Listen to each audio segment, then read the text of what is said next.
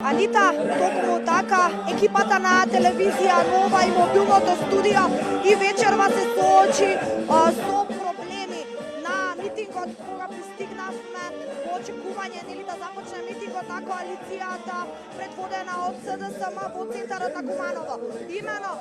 веднаш по пристигнувањето на мобилното студио, односно автобусот на телевизија Нова во центарот на Куманово, во автобусот влегоа полициски службеници и побара цела екипа на телевизија Нова да се легитимира, односно побара лични карти и возачки дозволи, иако целиот тим на нашата екипа се имаме, односно соодветни акредитации. Покрај тоа, полициските службеници побара легитимации, откако екипата им ги даде легитимациите, веднаш потоа ги вратија и излегоа од автобусот. Но кратко потоа, откако полициските службеници излегоа од автобусот, се појавија лица од протоколот, односно обезбедувањето на СДСМ и истакна дека таму каде што е паркирано мобилното студио на телевизија Нова представува, како што рекоа, безбедносен ризик и побара да го преместиме автобусот, иако поради техничките делови кои што треба да се поврзат со автобусот, односно мобилното студио на телевизија Нова, наша пракса на сите досегашни митинзи автобусот да биде во близина на бината каде што се одржуваат митинзите заради приклучување, односно напојување на струја.